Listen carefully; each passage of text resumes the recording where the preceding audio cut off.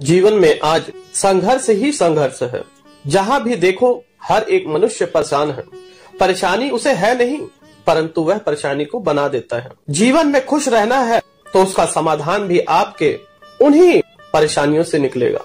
जिस प्रकार से एक पुस्तक होती है, आप पुस्तक पढ़ते हैं परंतु उत्तर भी उसी में होता है, अलग से नहीं होता। उसी प्रकार से यह जो जीवन है आपका खुशियों का खजाना है। आप संपूर्ण जीवन इस वजह से परेशान रहते हैं कि इस संसार के जितने रिश्ते नाते हैं, जितना धन दौलत है, इसी की चिंता में डूबकर यह स्वर्ग सा जीवन नरक बना लेते हैं। लाखों करोड़ों रुपए दे के भी मन की शांति नहीं खरीदी जा सकती, परंतु 1 रुपए का सिक्का भी आपकी शांति भंग कर सकता है।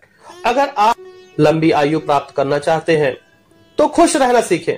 जितना आप खुश रहेंगे उतनी ही लंबी आपकी आयु होगी। आपके आसपास क्या हो रहा है इस बात की चिंता छोड़ दे।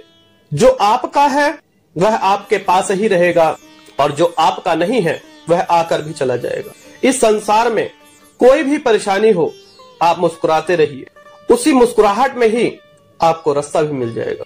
गीता हम रोज पढ़ते हैं, परंतु श्री कृष्ण भगवान के जीवन में कितने ही संकट आए, वह रोए और गिड़गिड़ाए नहीं। बिना अस्त्र शस्त्र के पांडवों को विजय दिलाई। अगर वह रोते धोते भी तो क्या हो जाता। आप इस संसार में नाना प्रकार के सुख भोगते हैं, लेकिन क्षण भंगुर हो जाते हैं। खाना अच्छा खाएंगे, थोड़ी देर बाद स्वाद खत्म हो जाता है, फिर नई इच्छा जाग जाती है। इच्छाएं ही तो मनुष्य की मुक्ति का द्वार रोकती है। आप खाएं पिए मौज मस्ती लें, परंतु उसको गांठ न बांधें। आप अमीर हैं तो अमीरी का आनंद लें, गरीब है तो गरीबी का आनंद लें। हाय तौबा करने से आपका जीवन बदलेगा नहीं। जीवन को अगर बदलना चाहते हैं तो हर पल में, हर क्षण में खुश रहना सीख ले। जो खुशियों की चाबी है वह मनुष्य के पास ही है।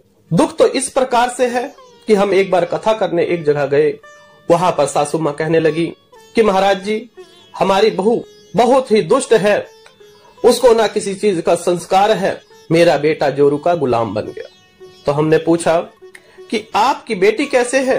तो माता जी कहने लगी कि महाराज जी, वह अपने घर में बिल्कुल सुखी है, मेरा दामाद इतना अच्छा है कि उसे रसोई में पैर भी नहीं रखने देता। बात दोनों एक ही है। बेटी को आप सुखी देखना चाहते हैं परंतु बहू को नहीं। अगर बेटी रसोई में जाएगी तो पाप होगा, परंतु बहू जाएगी तो अच्छा होगा।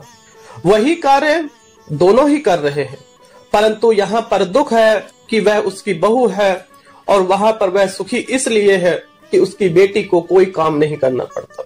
इसी प्रकार से मनुष्य ने अपने जीवन में दुख के कारण बना रखे हैं। दुख है नहीं, आप अपने मन की अवस्था को चेंज कर दीजिए, बदलाव कर दीजिए।